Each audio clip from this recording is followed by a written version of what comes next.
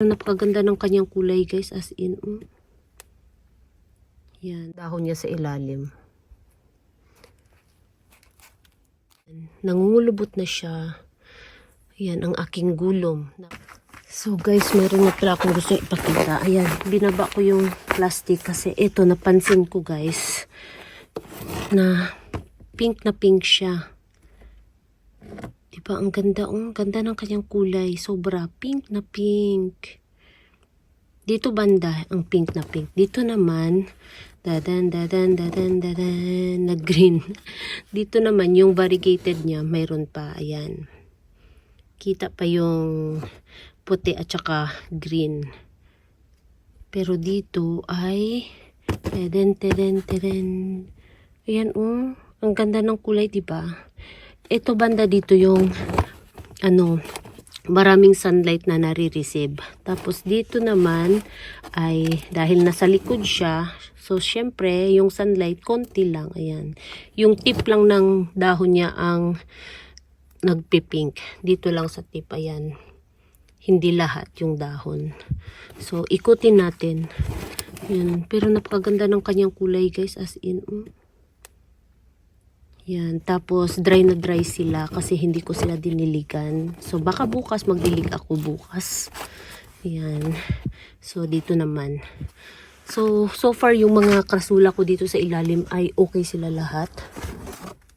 Itong ganito ko na variegated last year ay nagkaroon ng frost. Namatay siya. Ito na lang yung natira, yung hindi variegated. Yan. At makapal na siya. Pero yung dahon niya ay manipis dahil wala na silang water. Yan. Hindi ko na nadiligan, matagal na. So bukas diligan natin. Ito naman, hanggang ngayon isang buwan na hindi pa rin nag-bloom ang kanyang flower. Yan, hindi pa nag-bloom. Si Crasula springtime. Yan. Si Crasula springtime. Tapos ito, ayan, kumukulay na. Yung may variegated na ko nandito. Ayan. Ito yung mga pinropagate ko last year na tinusukod dito. And ito naman sino to? Si something na tower yata ang pangalan nito guys. And si Jade Tower. Nag 2 heads na siya Nag-start na siyang mag 2 heads. Si Jade Tower. So yung dahon niya nangulubot na din. At kailangan na niya ng water. So balik natin to. Tapos ito naman anong pangalan nito? Ayan. Jersey Eye. Balik natin. Yun, dito rin banda pumupula. And dito sa likod, hindi masyado. Ayan. So, uhaw na talaga sila guys. So, naglabasa ng kanyang,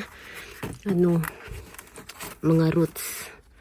So, kailangan na niya ng tubig. Ito ay mga kinatings ko to. Si necklace. Ayan.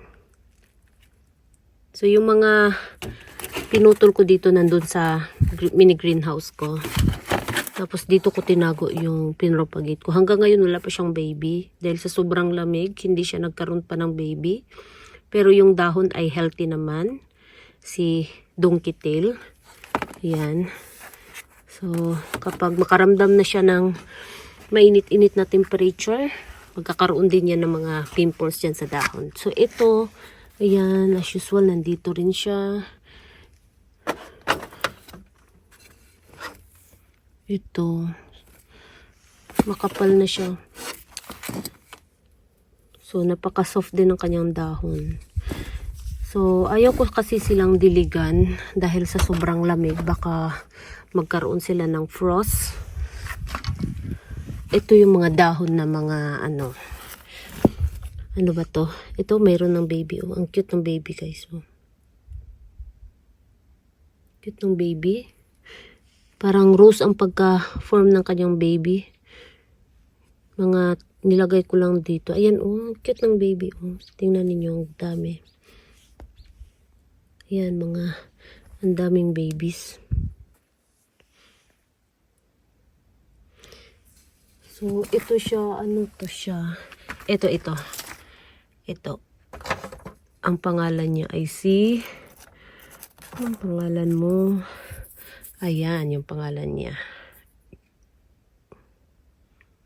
So 2021 ko pala to nabili. Tapos yung mga dahon dito, ayan, nilagay ko dito sa ibabaw.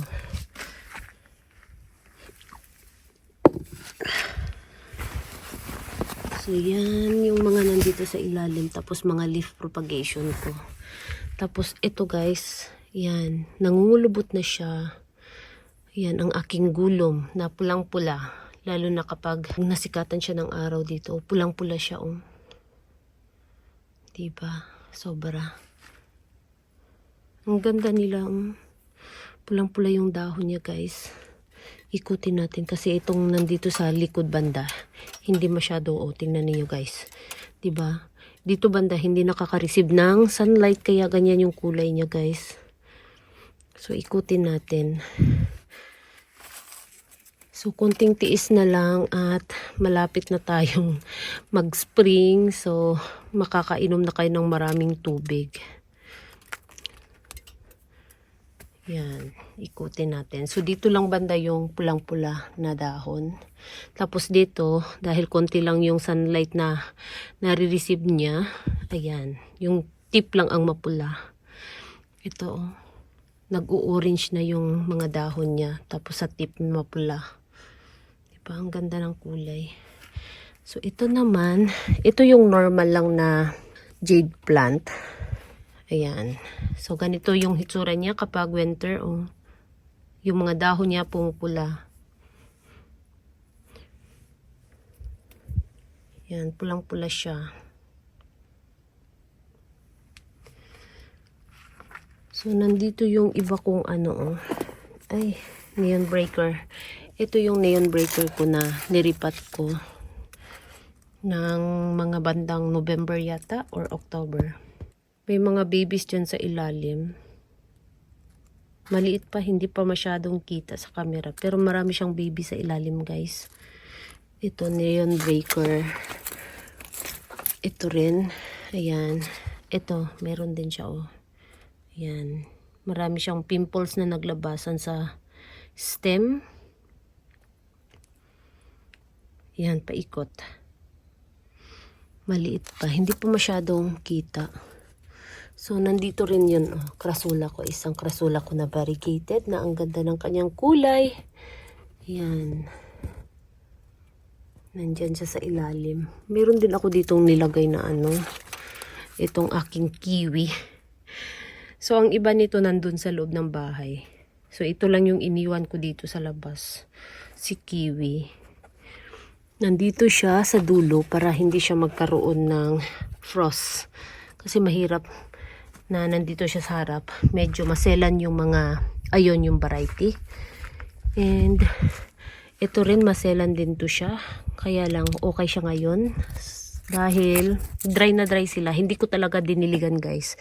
Iniiwasan kong diligan para hindi sila magkaroon ng frostbite. Sayang. Ito mga sedum clavatum. Meron na, marami na siyang flowers. So ito mga head cut lang yan guys. Yung pinaka mother plant niyan, yung puno nandun sa ilalim. Yung dito, ayan oh. Ayan. Sedum clavatum, yan yung pinaka puno. So ito yung mga heads lang yan. Ito, ayan, nagkaroon ng frostbite. Itong dulo ng kanyang dahon oh. Si Milako. Karoon siya ng frostbite.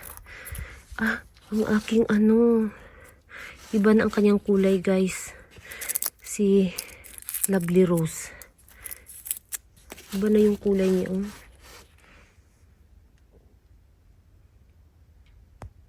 Si Lovely Rose. Tapos itong katabi naman niya ay si Little Beauty. Yan si Little Beauty.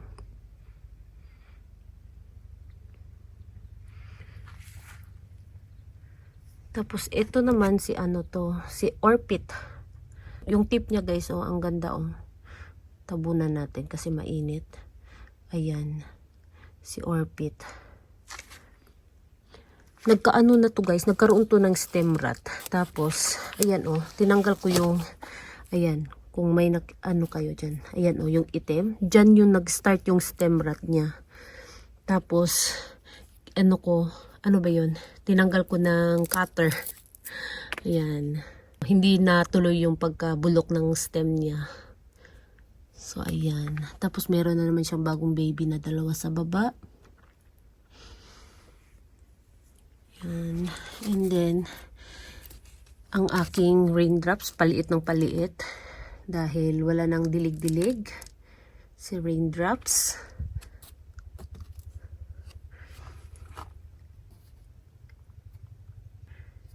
Ito yung hitsura ni Golden Glow during winter time. Yan, ang ganda ng kanyang kulay guys,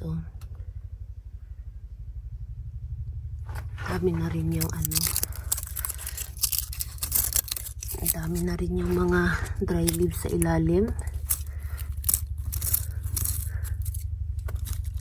So, yung mga pimples na lumabas dito dati, parang hindi yata natuloy. Sa sobrang lamig. Nagkaroon kasi yan ng frostbite yung first time na biglang bumaba yung temperature namin. Nagkaroon siya ng frostbite. Kaya ayan, hindi natuloy yung mga bagong pimples sa ilalim. Yung mga bagong baby, hindi na natuloy.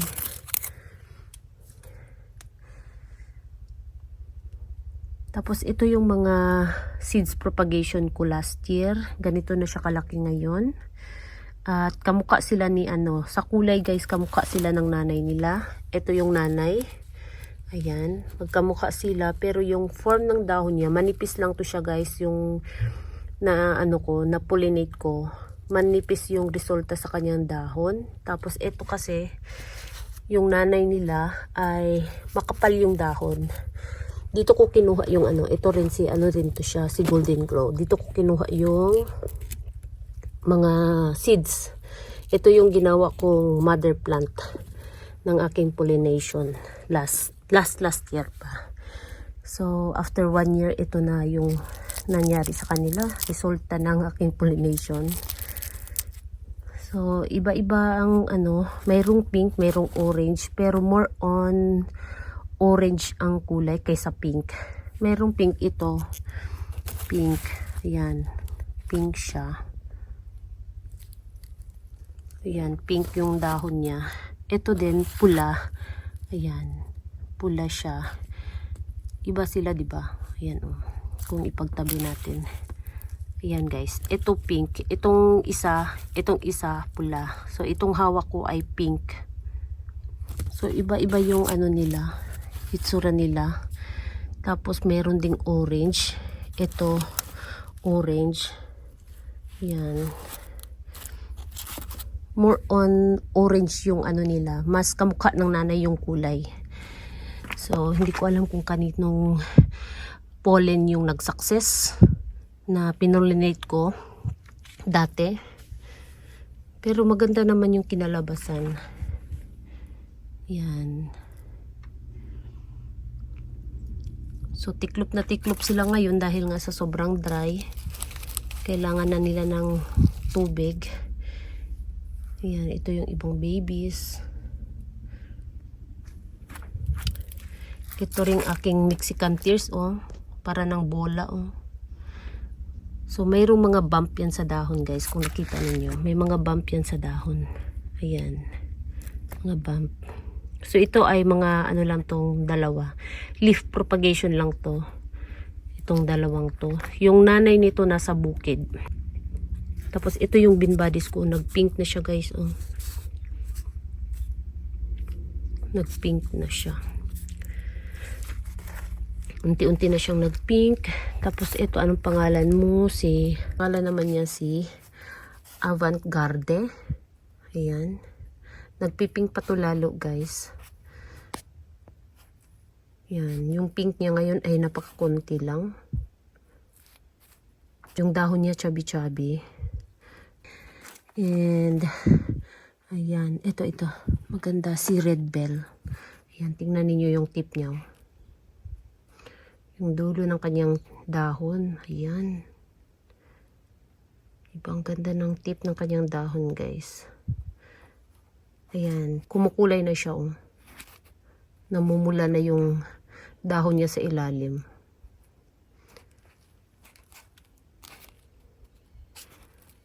Ayan, si Red Bell. Ito naman si Purpusorum ko, white form.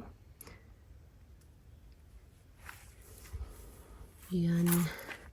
Ay, pumpula din yung tip ng dahon ni ni Orchid. Diba nagre-red din yung tip niya. Tapos ito guys, nagpink na yung tip ng dahon ni Pinkberry. Ayan, nagpipink na siya guys. Tapos meron tayo ditong red berry. Meron tayong pink, meron tayong red. Ayan. Si red berry. Hindi siya si jelly beans. Mas malaki yung dahon ni jelly beans kaysa dito. Ito, napaka-cute ng kanyang dahon, maliit. Ayan, si red berry. Napaka-shiny ng kanyang dahon. Tapos itong katabi naman niya, si pink berry. Ayan. May red, may pink. Pulang-pula si dito. Ayan, si Red King. Pulang-pula siya dito sa ibabaw, guys. Ayan, mga propagation ko na Red King. So, yun lang guys, ang ating video for today. Dahil napansin ko lang talaga tong nandito sa ilalim na ang ganda ng kulay ni Moneymaker. Ayan. Diba? Ganda talaga ng kulay niya guys. So, pink na pink talaga guys. Sobra. So, ikutin natin para dito naman sa likod yung kumulay. Thank you so much for watching and please don't forget to subscribe and like to my channel. Sa hindi pa nakapag-subscribe, please subscribe my channel at i-click nyo na rin ang bell button para ma-update kayo pag nag-upload ako ng bagong video. Ayan, mayroon na siyang ugat. Si to guys? Si baby finger na bali. So, see you in my next video. Bye-bye!